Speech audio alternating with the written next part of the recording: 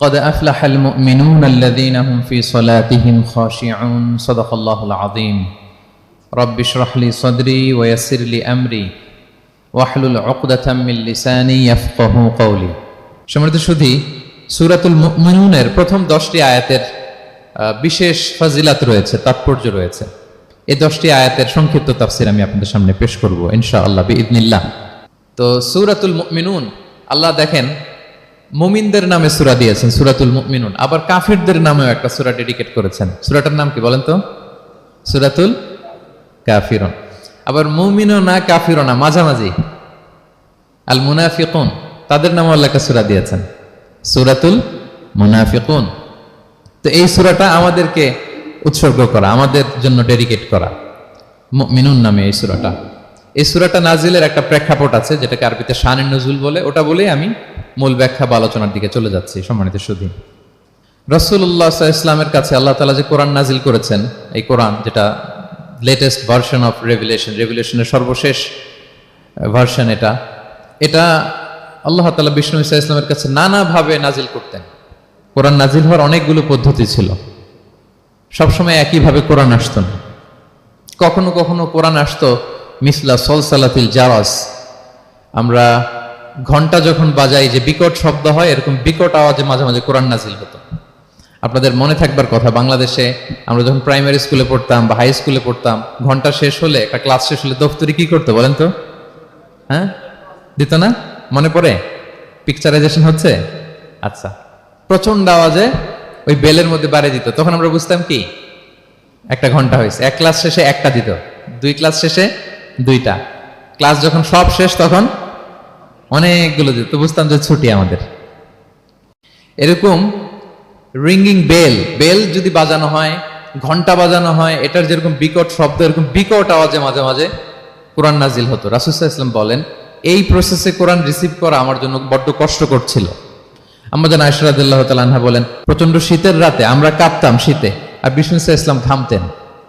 ওয়া ইন্না জাবিনাহু লা ইয়াতাফাসসাদু আরাফান, আমরা শীতে কাঁপতাম, কম্বল জড়িয়ে রাখতাম, আর বিষ্ণুনবীর কপাল বেয়ে ঘাম ঝরতো।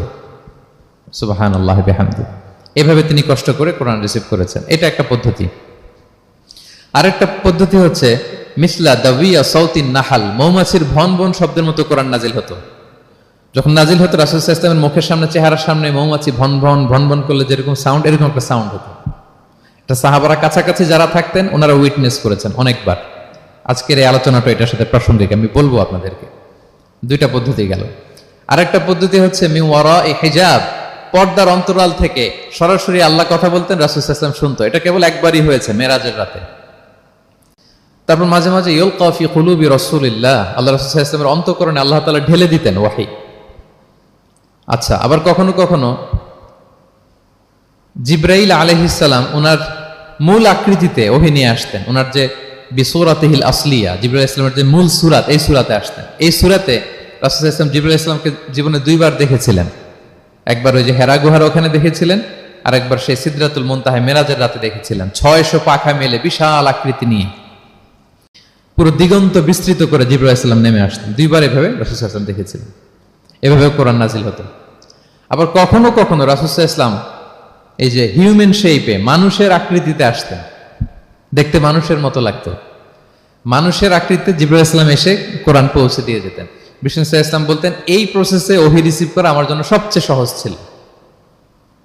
এটা তো খুব স্বাভাবিক, ন্যাচারাল, যে একজন মানুষ এসে আমার সাথে কথা বললে, মানুষ মানুষের সাথে কথা বলবে, এটা তো খুব ফ্লেক্সিবল হবে, কমফোর্টেবল হবে। বাকি পদ্ধতিগুলো রাসূল সাল্লাল্লাহু আলাইহি ওয়াসাল্লামের জন্য কঠিন ছিল। এবং এই সূরাতে যখন জিবরাইল আলাইহিস সালাম আসতেন, তখন দিহিয়াতুল কালবি আল আনসারী নামে এক সাহাবীর সূরাতে আসতেন। ওনার তওবাটা আল্লাহর কাছে খুব পছন্দ হয়েছিল। জাহিলি যুগে অনেক কন্যা সন্তানকে তিনি জীবিত প্রচিত করেছিলেন।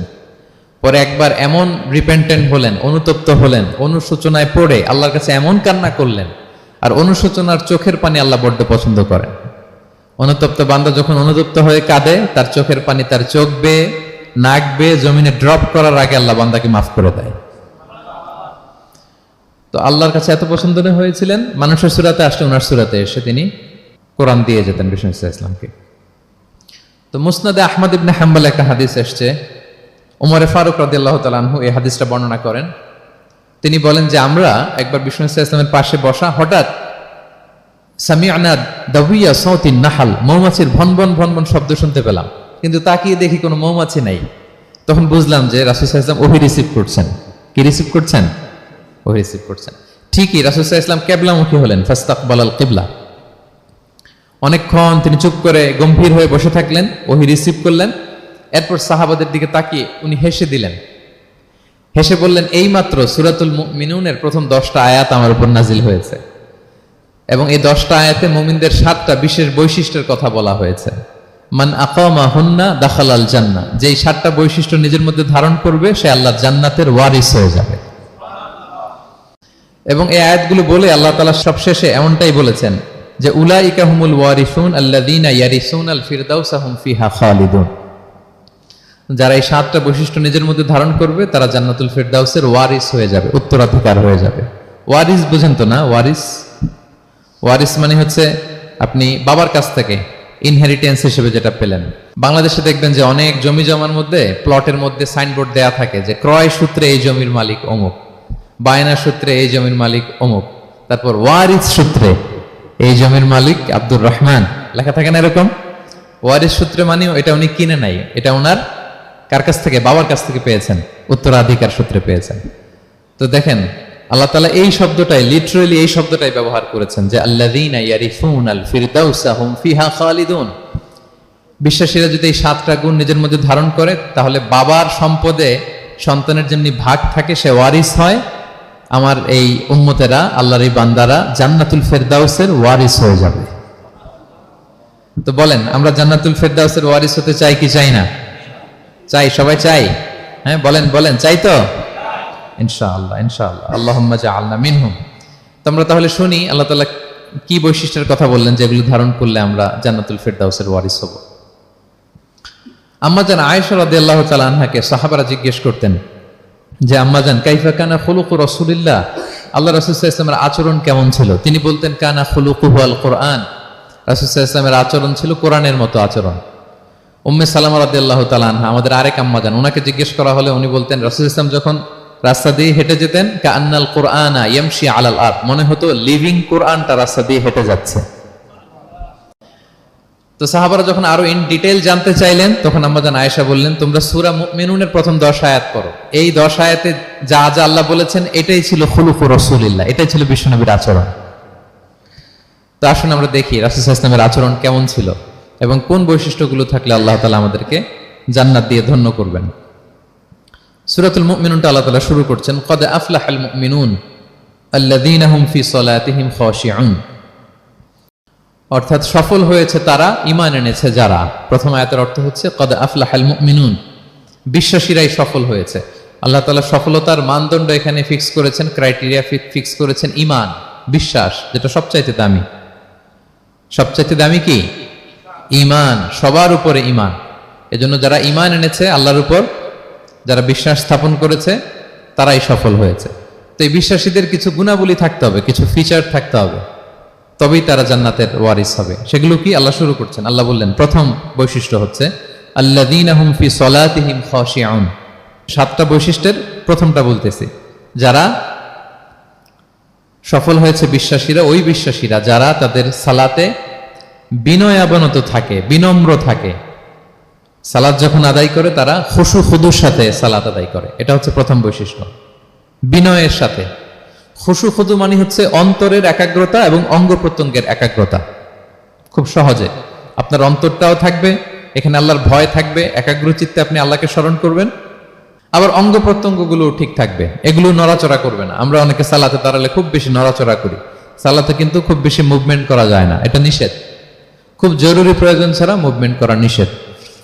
তো আল্লাহ বলেন আল্লাযীনা হুম ফি সলাতিহিম খাশিউন, প্রথম বৈশিষ্ট্য হচ্ছে যারা তাদের সালাতে বিনয়াবনত থাকবে, একাগ্র চিত্তে সালাত আদায় করবে। এতটা একাগ্র চিত্তে তারা অন্তরের মধ্যে এই উপলব্ধি ধারণ করবে যে আমি যে ইবাদত করছি এটা আল্লাহ দেখছেন, Allah is watching me, Allah is observing me, আল্লাহ তাআলা সরাসরি দেখছেন।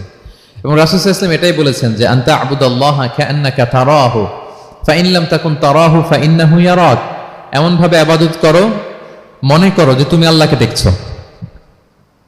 আর এটা যদি ভাবতে, এই উপলব্ধি আনতে যদি কষ্ট হয় তাহলে অন্তত এতটুকু তো ভাবো যে আল্লাহ তোমায় দেখছেন, আল্লাহ আমাকে দেখছেন। এই ভাবনাটা অন্তরে আনা যায় না? চাইলেই আনা যায়। আমরা যেন এই উপলব্ধিটা নিজেদের মধ্যে রিয়েলাইজেশনটা বিল্ড আপ করার চেষ্টা করি যে আমি যে মুসল্লায় দাঁড়ালাম, এই যে আমি কিয়ামুল লাইল করতেছি, এই যে তারাবিতে আমি বিশ্বঘাত পড়তেছি লম্বা সময় ধরে, আল্লাহ কিন্তু দেখছেন। আমার সিজদা, আমার রুকু, এগুলো আল্লাহ তাআলা সরাসরি কি করছেন? দেখছেন। এই ফিল নিয়ে যদি আপনি সালাতে দাঁড়ান, এটা হচ্ছে খুশু খুদু। সাহাবারা এতটা বিনয়াবনত ভাবে একাগ্র চিত্তে নিমগ্ন হয়ে সালাতে প্রবেশ করতেন, মরুভূমির মাঝখানে ওনারা সালাত পড়ার সময় মাঝে মাঝে মরুভূমির পাখি এসে ওনাদের কাঁধে বসে যেত, মাথায় বসে যেত। পাখিগুলো মনে করতো এগুলো হয়তো খেজুর গাছ টাছ কিছু একটা হবে। কি হবে? খেজুর গাছ হয়তো হবে। আবার যখন রুকুতে যেতেন, পাখি উড়াল দিত। তার মানে কি, খুব বিনয়াবনত ভাবে বিনম্র চিত্তে ওনারা সালাত অফার করতেন। তাহলে এটা হচ্ছে প্রথম বৈশিষ্ট্য। প্রিয় ভাইরা, আমরা যেন সালাতে অত্যন্ত বিনয়ের সাথে একাগ্র চিত্তে, with full of solemnity and submission, একটা সাবমিসিভ ভাব যেন আপনার থাকে, যে আপনি নিজেকে সর্বোচ্চ উজাড় করে নিজেকে আল্লাহর কাছে পেশ করছেন।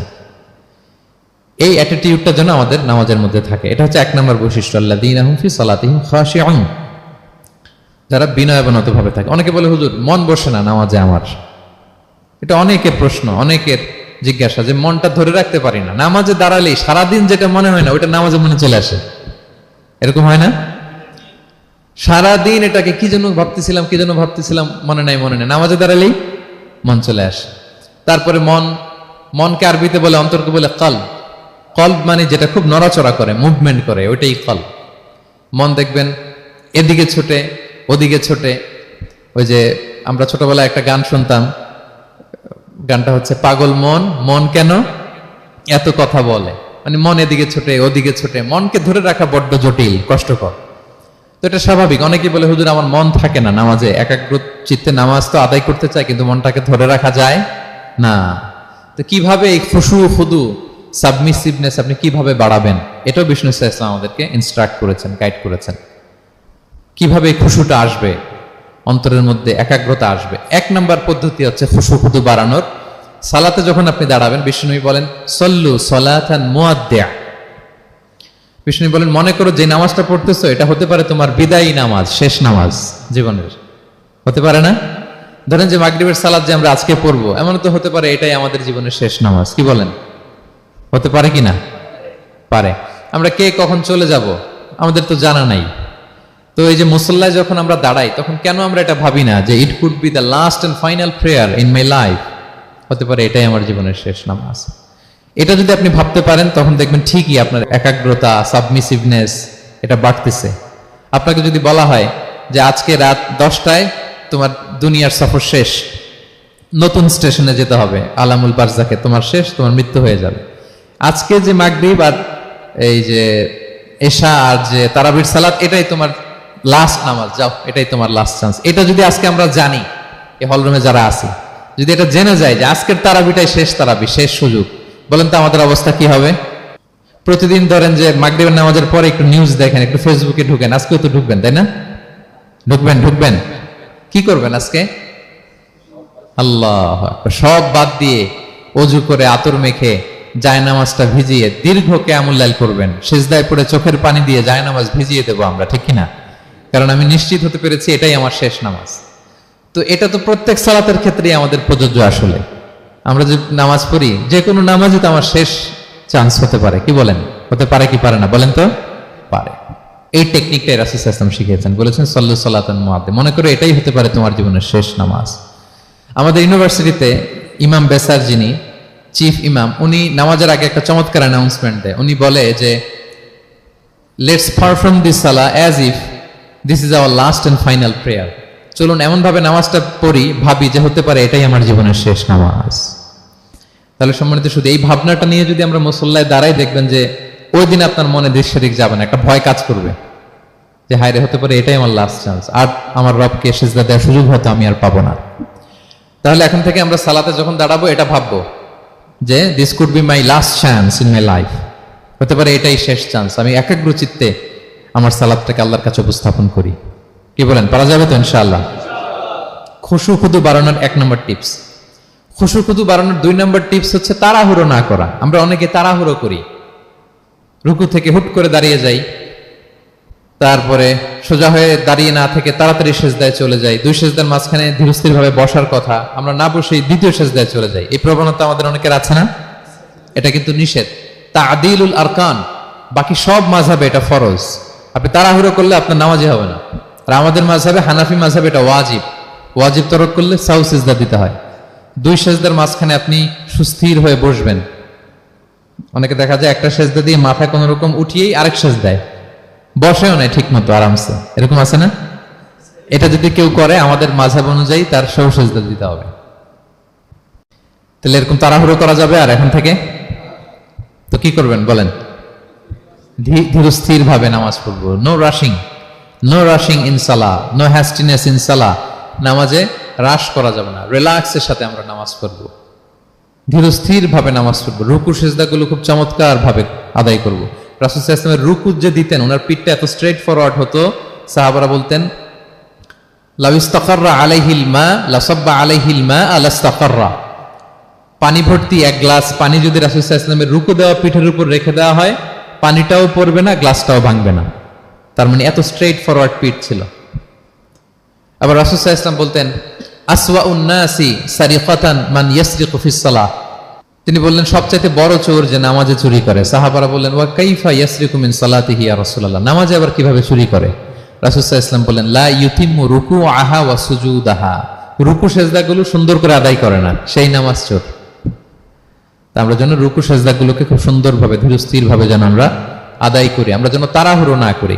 রাসূল সাল্লাল্লাহু আলাইহি ওয়াসাল্লাম একবার মসজিদে নববীতে বসা, এক সাহাবী এসে নামাজ পড়ে রাসূল সাল্লাল্লাহু আলাইহি ওয়াসাল্লামকে সালাম দিলেন। রাসূল সাল্লাল্লাহু আলাইহি ওয়াসাল্লামের সালামের উত্তর দিয়ে বলেন ইরজি' ফাসাল্লি ফাইন্নাকা লাম তুসাল্লি, যাও তুমি আবার নামাজটা পড়ে আসো, তোমার নামাজ হয়নি। সাহাবী যে আবার নামাজ পড়ে আবার আসলেন, রাসূল সাল্লাল্লাহু আলাইহি ওয়াসাল্লাম আবার বললেন সাল্লি ফাইন্নাকা লাম তুসাল্লি, নামাজ পড়ে এসো, হয়নি। আবার গেলেন, আসলেন, আবার বললেন তুমি নামাজটা পড়ে আসো, হয়নি। এবার তো বেচারা কেঁদে দিয়ে বলে ইয়া রাসূলুল্লাহ লা উহসিনু মিন যালিক, এর চেয়ে ভালো পারি না আমি, আপনি আমাকে শিখিয়ে দেন। রাসূল সাল্লাল্লাহু আলাইহি ওয়াসাল্লাম তখন বললেন যখন নামাজে দাঁড়াবা ফাতিহা পড়বা আর একটা সূরা মেলাবা, ধীরস্থির ভাবে দাঁড়াবা। যখন রুকুতে যাবা হাত্তা তাতমাইন্না রাকিআন, ধীরস্থির ভাবে রুকু করবা। তুমি তাড়াহুড়ো করেছো, রুকু থেকে যখন সোজা হয়ে দাঁড়াবা ধীরস্থির ভাবে দাঁড়াবা, নাকি তাড়াহুড়ো করবেন? ধীরস্থির ভাবে দাঁড়াবেন, কয়েক সেকেন্ড দাঁড়াবেন, তাসবিহ পড়বেন, এরপরে সিজদায় যাবেন। যখন সিজদায় যাবা হাত্তা তাতমাইন্না সাজিদান, রিল্যাক্স। সালাতের মধ্যে কিভাবে থাকতে হবে? উইথ রিল্যাক্সেশন, রিল্যাক্সের সাথে তুমি সিজদা দিবা। দুই সিজদার মাঝখানে বসে আবার রিল্যাক্স, আবার তুমি ধীরস্থির ভাবে বসবা। এইভাবে পুরো সালাতটা প্রত্যেকটা রাকাত তুমি এভাবে আদায় করবে। তার মানে সালাতে তাড়াহুড়ো করতে বিষ্ণু ইসলাম নিষেধ করেছেন। এমনকি অনেক সময় আমরা রুকু পাবো না বলে দৌড়ে যে সালাতে অংশগ্রহণ করি, এটাও নিষেধ করেছেন। আমরা অনেক সময় এরকম করি না? মাগরিবের নামাজে রুজু করতেছি, ইমাম সাহেব ওয়াদ-দুহা ওয়াল-লাইলি ইযা সাজা, এই সূরাটা তো মুখস্থ, তো টের পাচ্ছি যে আমি এখন মুখ ধুইতেছি আর সূরা দোহা তো শেষ হয়ে যাবে, কোন রকম ওযু করে দৌড়ে যে অংশগ্রহণ করে যাতে রাকাতটা পায়, এটা নিষেধ করেছেন বিষ্ণু ইসলাম। এটা করবেন না। আপনি ধীরস্থির ভাবে ওযু করবেন, ধীরস্থির ভাবে যাবেন, তাড়াহুড়ো করবেন না। আপনি কার সামনে যাচ্ছেন? মালিকুল আমলাক, রাজা ধীরাজ, আরশের অধিপতি। আপনি তাড়াহুড়ো করে গেলে তো আপনি হাঁপাতে হাঁপাতে অস্থির হয়ে যাবেন, ব্রেথ ইন ব্রেথ আউট করতে করতে। ধীরস্থির ভাবে যাবেন, অংশগ্রহণ করবেন। রাসূল সাল্লাল্লাহু আলাইহি ওয়াসাল্লাম বলেন ইদা উকিমাতিস সালাতু ফালা তা'তুহা তাসআউন, নামাজ শুরু হয়ে গেলে দৌড়ে দৌড়ে যে অংশগ্রহণ করবে না। আলাইকুম বিসাকিনা, ধীরস্থির ভাবে যে অংশগ্রহণ করবে। ফামা আদরাকতুম ফাসাল্লু, ধীরস্থির ভাবে যে যতটুকু পাও অতটুকুই পড়ো। ওমা ফাতাকুম ফাআতিমু, যেটা ছুটে যায় নিজে পরে দাঁড়িয়ে আদায় করে নাও। সুবহানাল্লাহি ওয়া বিহামদিহি, কত সহজ করে দিয়েছেন। তাহলে সালাতে তাড়াহুড়ো করা যাবে? প্রিয় ভাইরা বলেন তো, তাড়াহুড়ো করা যাবে আর আজকে থেকে? না, আমরা তাড়াহুড়ো করবো না, আমরা ধীরস্থির ভাবে যে সালাতে অংশগ্রহণ করবো, তাহলে আপনার খুশু খুদু বাড়বে। দুইটা টিপস গেল। 3 নাম্বার হচ্ছে জামাতে সালাত আদায় করতে হবে, তাহলে আপনার একাগ্রতা বাড়বে। সলাতুল জামাআতি তাফদুলু সলাতাল ফাযি বি27 দারাজা, একাকী নামাজ পড়লে যে সওয়াব, জামাতে পড়লে 27 গুণ বেশি সওয়াব। জামাতে পড়বেন। রাসূল সাল্লাল্লাহু আলাইহি ওয়াসাল্লাম সবসময় জামাতে সালাত পড়তেন। ইন্তেকালের আগেও এই সালাতের ব্যাপারে তিনি আমাদেরকে ওসিয়ত করেছেন, বলেছেন আসসালাতু আসসালাত ওয়া মা মালাকাত আইমানুকুম। ইন্তেকালের আগ মুহূর্ত, এখনই রূহ কবজ হবে, এর আগে উনি কি বলেছেন? সালাত, উম্মতেরা সালাত, নামাজ, নামাজ যেন নষ্ট না হয়। উমর ফারুক রাদিয়াল্লাহু তাআলা আনহুর সময়ে একজন অগ্নি উপাসক ছিল, তার নাম আবু লুলু আল মাজুসি। উনি মুগীরা ইবনে শুআবা রাদিয়াল্লাহু তাআলা আনহু নামে এক সাহাবীর দাস ছিলেন, মুকাতাব দাস। কন্ট্রাক্ট ছিল যে এত টাকা দিলে তাকে আজাদ করা হবে। তো এই অগ্নি উপাসক মাজুসি এসে ওমর ফারুককে বলে, খলিফাতুল মুসলিমিন, আমার মালিক সাহাবী মুগীরা আমার কাছে প্রতিদিন অনেক টাকা চার্জ করে। উনি বললেন, তাই নাকি? কত চার্জ করে? বলে যে এত চার্জ করে। তো বলতেছে, আচ্ছা তুমি তাহলে কি কাজ করো, কি কাজ জানো? বলে যে আমি খঞ্জর বানাতে জানি, ছুরি, ছোট ছুরি আর কি। বলতেছে, ওরে আল্লাহ, যারা খঞ্জর বানাতে জানে তারা তো অনেক টাকা মেক করে, সেই হিসাবে তো মুগীরা বেশি চার্জ করে না, অল্পই চার্জ করছে। সে ইনসাফপূর্ণ চার্জই করেছে।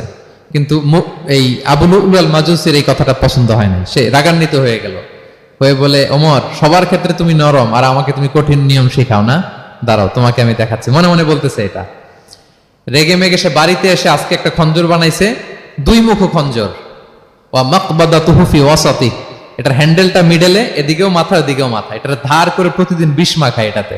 আর মনে মনে বলে, ওমর দাঁড়াও তোমাকে আজকে আমি দেখাবো। তো ওমর ফারুককে আল্লাহ তাআলা স্বপ্নে দেখিয়েছেন যে একটা লাল মোরগ ওনাকে 3টা ঠোকর মেরেছে। উনি সাহাবাদের কাছে বলেছেন যে আমি স্বপ্নে দেখেছি একটা লাল মোরগ আমাকে 3টা ঠোকর মেরেছে।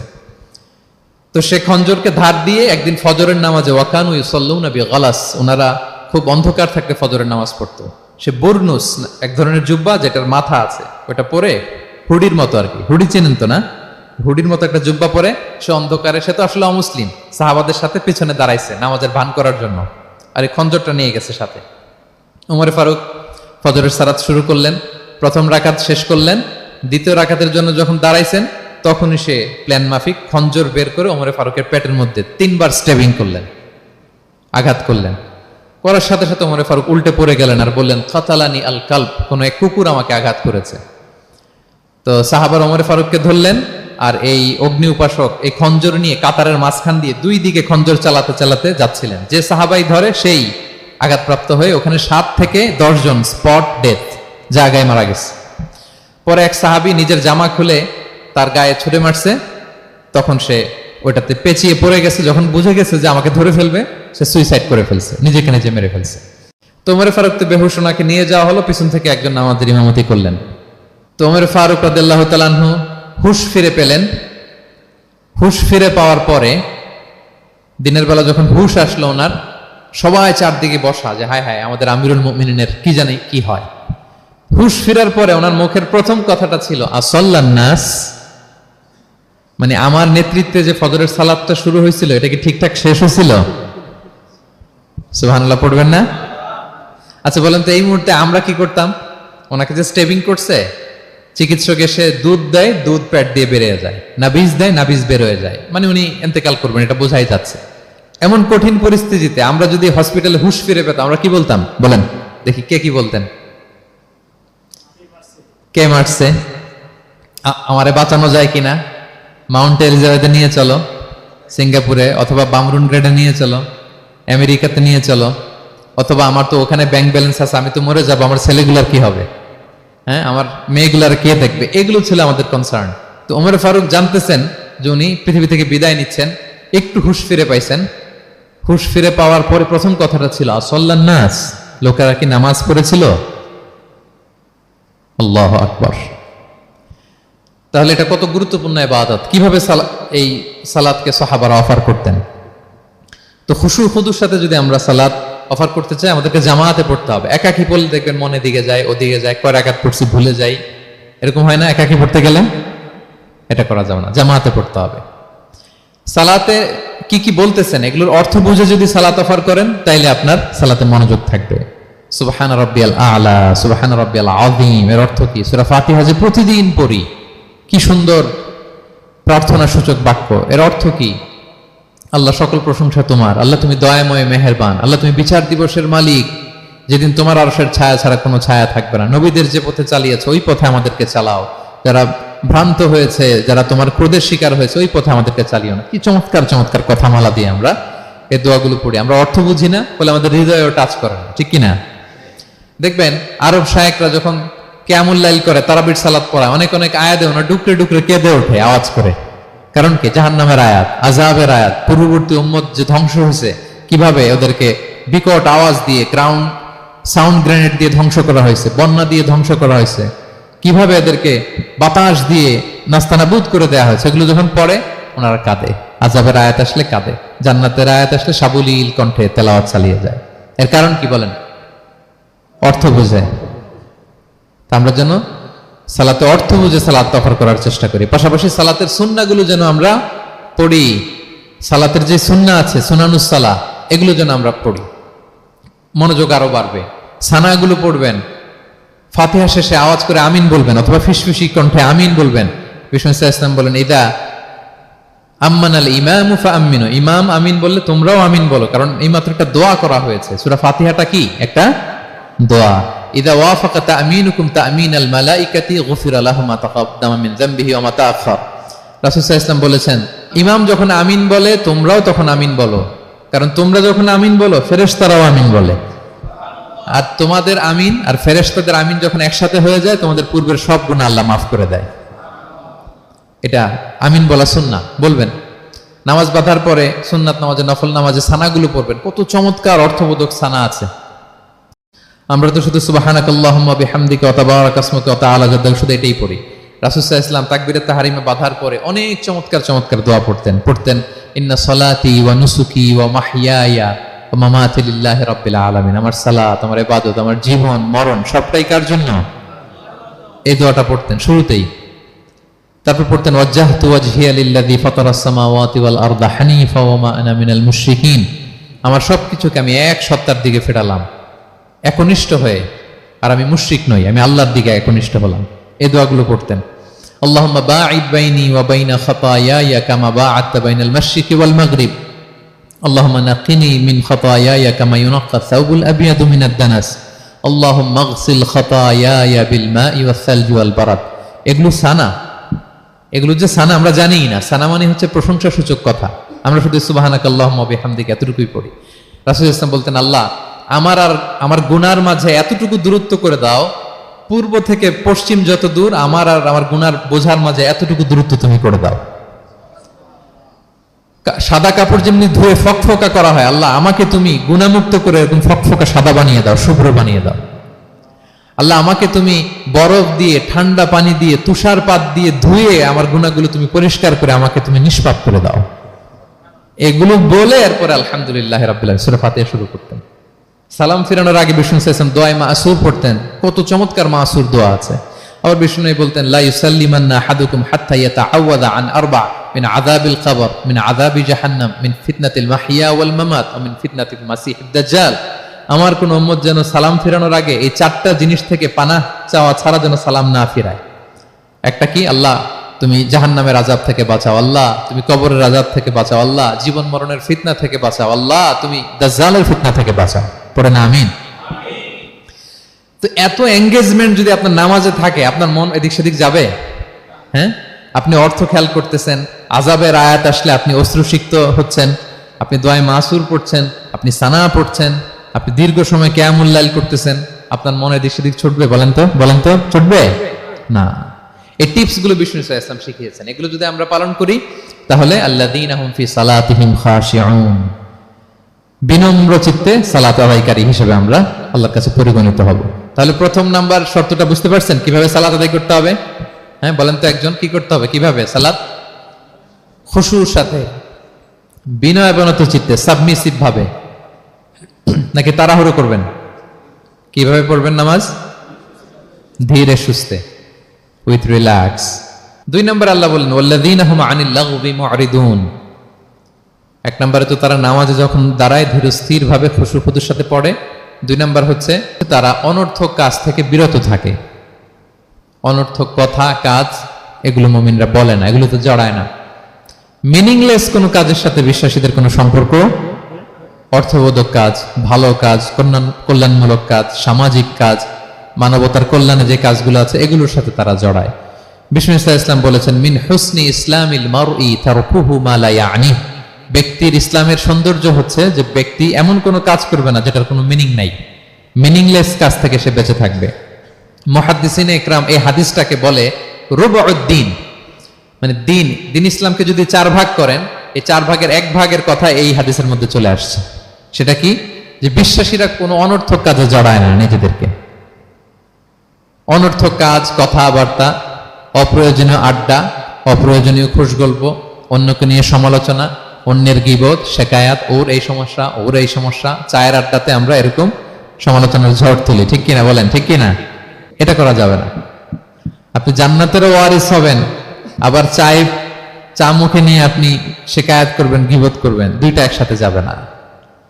তাহলে বিশ্বাসীরা কোনো অনর্থক কাজে জড়ায় না, মিনিংলেস কাজে জড়ায় না। তারা ভালো কাজে, কল্যাণের কাজে জড়ায়। মিনিংলেস কোনো কথাও বলে না, কারণ তারা জানে মা ইয়ালফিযু মিন কাউলিন ইল্লা লাদাইহি রাকীবুন আতীদ।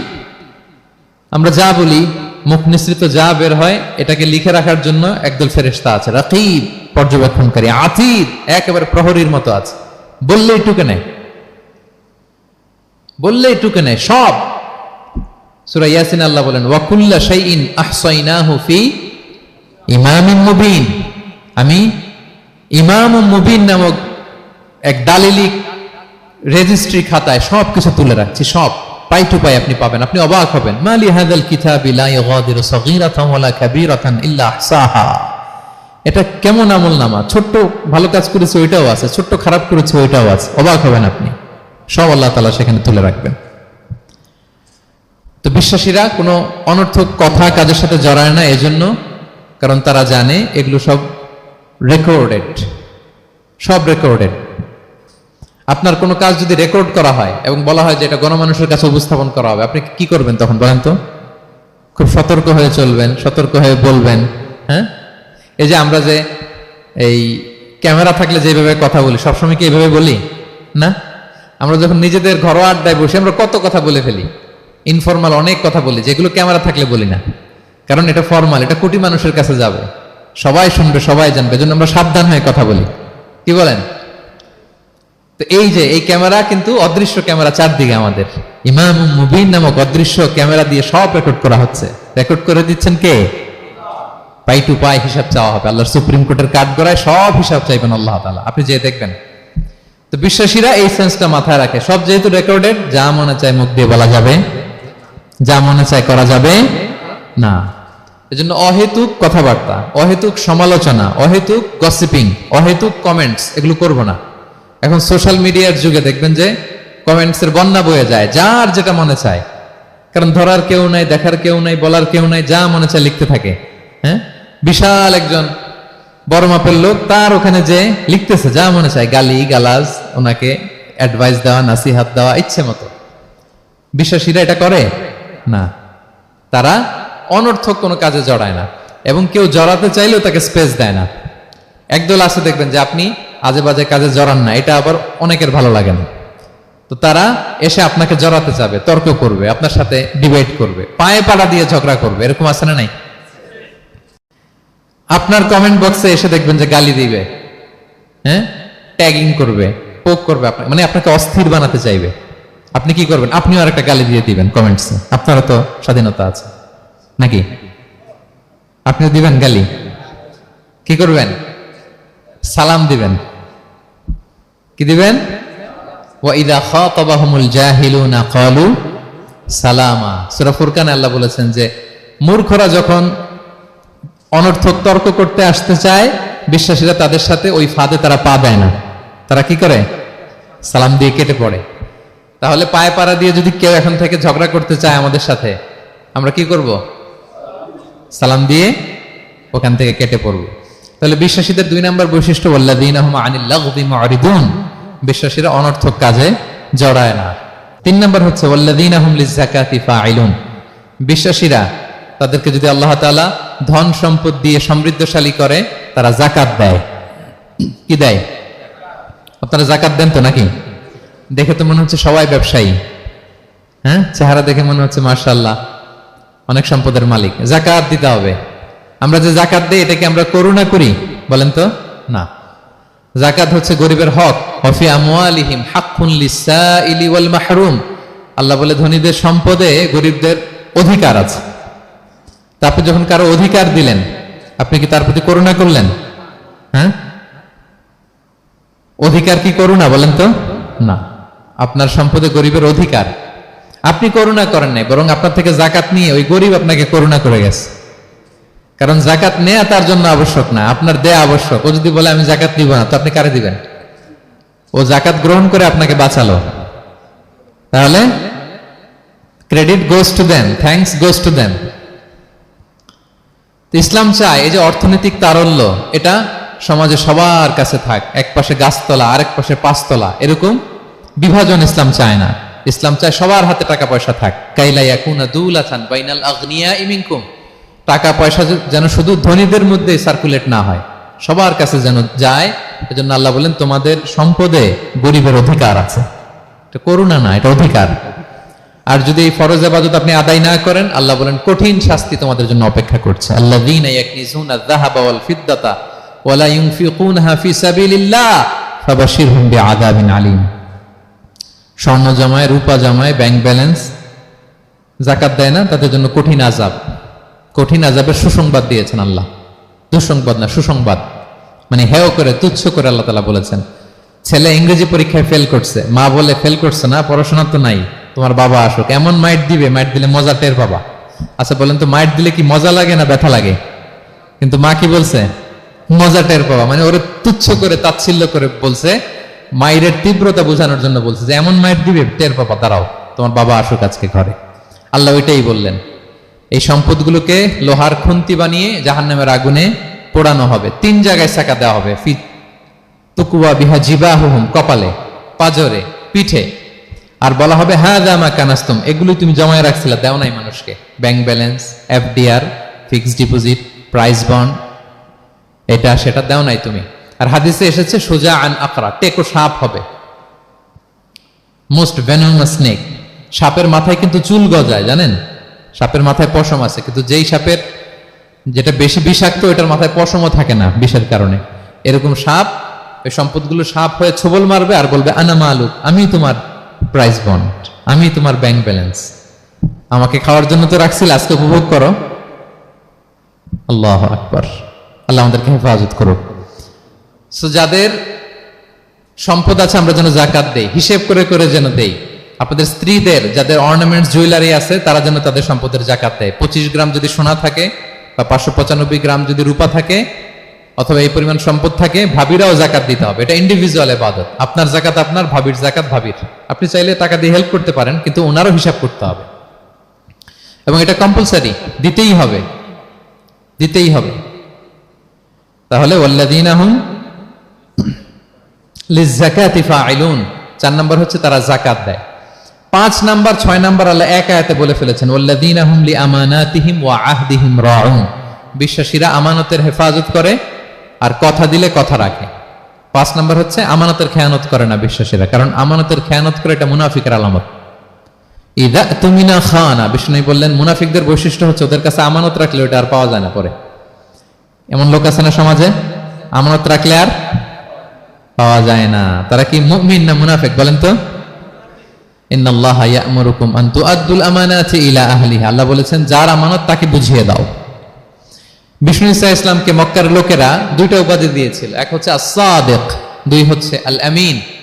সাদিক মানে সত্যবাদী। কারা দিয়েছিল? ঘোর শত্রুরা, অপোজিশন পার্টি, তারা উপাধি দিয়েছে। একটা হচ্ছে সাদিক মানে কি, আর একটা হচ্ছে আল-আমিন, বিশ্বস্ত। এতটা বিশ্বস্ত যে বিষ্ণু ঈসা ইসলাম মক্কা থেকে মদিনায় যেদিন হিজরত করতে যাবেন, আমানতের জিনিসগুলো উনি আলী রাদিয়াল্লাহু তাআলা আনহুর কাছে রেখে গিয়েছিলেন। এত এত আমানতের সম্পদ ওনার ঘরে ছিল। এই ডিপোজিট বুঝিয়ে দিতে আলী রাদিয়াল্লাহু তাআলা আনহুর টানা 3 দিন সময় লেগেছে, মক্কাবাসীদের আমানত বুঝিয়ে দিতে। সো যার আমানতদারিতা নাই তার ঈমান নাই। বিষ্ণু বলেছেন লা ঈমানা লিমান লা আমানাতা লাহ, যার আমানতদারিতা নাই ওর ঈমানই নাই। এবং আমানত ধ্বংস হয় এটা কিয়ামতের আলামত। ইযা দুইয়াতিল আমানাতু ফান্তাযিরিস সাআ, যখন আমানত নষ্ট হবে তোমরা কিয়ামতের অপেক্ষা করো। এখন বলেন তো আমাদের সমাজে আমানতের কি অবস্থা? খুবই খারাপ। আল্লাহু আকবার। আমানতটা কিন্তু এই যে এই ভাই আমাকে 2000 রিঙ্গিট রেখে বলছে আগামী মাসে এটা আমি নিব, একটু রাখেন, শুধু এটাই আমানত না। আল্লাহ আপনাকে যে পুরো সম্পদ দিয়েছেন এটা আমানত। আপনার ব্যবসা প্রতিষ্ঠান এটা আল্লাহর দেয়া আপনার কাছে আমানত। আপনার ছেলে আছে, মেয়ে আছে, স্ত্রী, তারা আল্লাহর দেয়া আমানত আপনার কাছে। আপনার নেম, আপনার ফেম, আপনার পাওয়ার, আপনার নলেজ, এগুলো আল্লাহর দেয়া আমানত।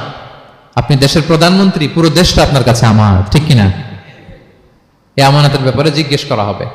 বিশ্বাসীদের বৈশিষ্ট্য, তারা আমানতকে হেফাজত করে, আমানত রক্ষা করে, আমানতের খেয়ানত তারা কোশ্চিন কালেও করে না। 6 নম্বর হচ্ছে ওয়া আহদিহিম রাউন, বিশ্বাসীরা কথা দিলে কথা রাখে, তারা ওয়াদার খেলাফ করে না। ওয়াদার খেলাফ করাও কিন্তু মুনাফিকের আলামত। ওয়া ইদা ওয়াদা আখলাফা, ওয়াদা দিলে মুনাফিকরা এটা খেয়ানত করে, তারা কথা দিয়ে কথা রাখে না।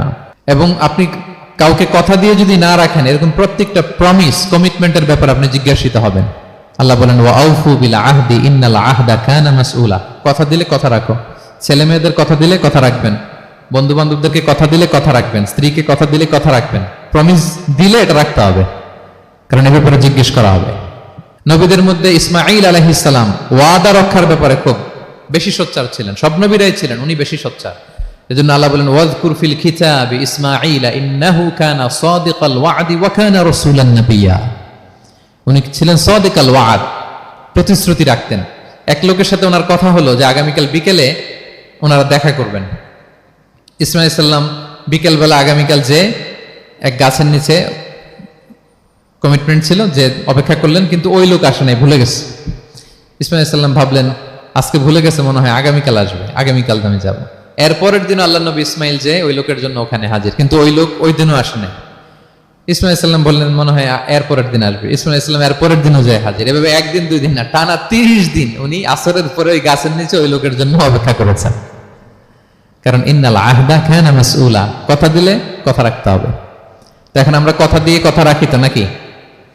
রাখেন রাখেন, সবাই বলে না, এই চেষ্টা করতে হবে, রাইট? কথা দিলে আমরা যেন কথা রাখি। সব শেষে 7 নম্বর আল্লাহ বললেন ওয়াল্লাযীনা হুম আলা সালাওয়াতিহিম ইউহাফিজুন, বিশ্বাসীরা তাদের সালাত হেফাজত করে। একটু খেয়াল করে দেখেন, 7টা গুণের প্রথমটাও কি নিয়ে? সালাত নিয়ে, আবার শেষটাও। তার মানে কি বোঝা গেল? এটা বেশি গুরুত্বপূর্ণ না কম গুরুত্বপূর্ণ? সব নষ্ট হতে পারে, মুমিনের নামাজ নষ্ট হতে পারে, নামাজকে হেফাজত করতে হবে। হাফিজু আলা সালাওয়াত, আল্লাহ বললেন তোমাদের নামাজগুলোকে তোমরা হেফাজত করো। আগের যুগের উম্মতেরা সিনাগোগে না গেলে ইবাদত করতে পারতো না, চার্চে না গেলে ইবাদত করতে পারতো না, কিন্তু আমরা মসজিদেও নামাজ পড়তে পারি, বাইরেও পড়তে পারি। 5টা বিশেষ বৈশিষ্ট্য আল্লাহ তাআলা বিশ্বনবী সাল্লাল্লাহু আলাইহি ওয়াসাল্লামকে দিয়েছিলেন। এর মধ্যে একটা হচ্ছে জুইলাত লি আল আরদু কুল্লুহা মাসজিদান ওয়া তাহুরা, আল্লাহ আমার জন্য পুরো জমিনটারে মসজিদ বানাই দিয়েছে। পুরো জমিন। আপনি ফ্লাই করতেছেন, বিমানে পড়তে পারবেন। আপনি সাগরে আছেন, জাহাজে পড়তে পারবেন। আপনি বিকেলবেলা মাঠে আছেন, অজু থাকলে আল্লাহু আকবার বলে দাঁড়ায় যাবেন, বন্ধুদেরকে নিয়ে যে কোনো জায়গায় নামাজ পড়া যায়, ঠিক কিনা? এই নামাজ নিয়ে কোনো এক্সকিউজ চলবে না। No excuse will be granted that day. দাঁড়িয়ে পড়তে পারেন না, বসে পড়তে হবে। বসে পারেন না তো শুয়ে পড়তে হবে। শুয়ে পারেন না তো ইশারায় পড়তে হবে। অজুর জন্য পানি নাই তো তায়াম্মুম করে পড়তে হবে, ঠিক কিনা? হাফিজু আলাস সালাওয়াত, সালাতের ব্যাপারে সচেষ্ট হও, কারণ এটা প্রথম হিসেব চাইবেন আল্লাহ। আল্লাহ বলেন আউয়ালু মা ইউহাসাবু বিহিল আবদু ইয়াউমাল কিয়ামাতি আস-সালাহ, কিয়ামতে সর্বপ্রথম হিসাব হবে নামাজের। আওয়াজ করে বলেন কিসের? ফা ইন সালুহাত সালুহা সাইরু আমালি, নামাজের হিসাব যদি সহজ হয় সব সহজ, আর নামাজের হিসাব যদি গন্ডগোল হয় পুরো আমল নামায় গন্ডগোল লেগে যাবে। প্রিয় ভাইরা, তাই আমরা যেন সালাতের ব্যাপারে যত্নবান হই, আমরা যেন খুশু খুজুর সাথে সালাত পড়ি, আমরা যেন অনর্থক কথাবার্তা কাজ থেকে যেন বেঁচে থাকি। আল্লাহ যাদেরকে আমাদেরকে সম্পদ দান করেছেন, আমরা যেন ফরজ যাকাতটুকু আদায় করি। আমরা যেন আমানতের ব্যাপারে সাবধান হই, সচেতন হই, আমানতকে যেন রক্ষা করি। আমরা যেন কথা দিলে কথা রাখি, এবং যে কোনো মূল্যে আমরা যেন সালাতকে হেফাজত করি। আমাদের সব মিস হতে পারে। কাজকে আমরা বলবো যে নামাজ আছে, নামাজকে বলা যাবে না আমার কাজ আছে, ঠিক কিনা বলেন? আওয়াজ করে বলেন ঠিক কিনা? কাজকে কি বলবো আমরা? নাকি নামাজকে বলবেন আমার একটু কাজ আছে? না, আমরা যেন সালাতের ব্যাপারে যত্নশীল হই, সচেতন হই। এই যে 7টা গুণের কথা বললাম, যারা এটার উপর আমল করবে, যারা এটা নিজের মধ্যে ধারণ করবে, আল্লাহ বলেন উলাইকা হুমুল ওয়ারিসুন, এরা ওয়ারিস। আল্লাযীনা ইয়ারিসুনাল ফিরদাউসা হুম ফিহা খালিদুন, তারা জান্নাতুল ফিরদাউসের ওয়ারিস হয়ে যাবে। আমরা যেন এই ভালো গুণগুলো, এই বৈশিষ্ট্যগুলো, এই ফিচার্সগুলো যেন নিজেদের মধ্যে আত্মস্থ করতে পারি, এবং জান্নাতুল ফিরদাউসের ওয়ারিস যেন আমরা হতে পারি। আল্লাহ তাআলা আমাদের সবাইকে কথাগুলো বোঝার ও আমল করার তৌফিক দান করুক। হাযা মা ইনদি ওয়াল ইলমু ইনদাল্লাহি আলাইহি তাওয়াক্কালতু ওয়া ইলাইহি উনীব। আসসালামু আলাইকুম ওয়া রাহমাতুল্লাহি তাআলা ওয়া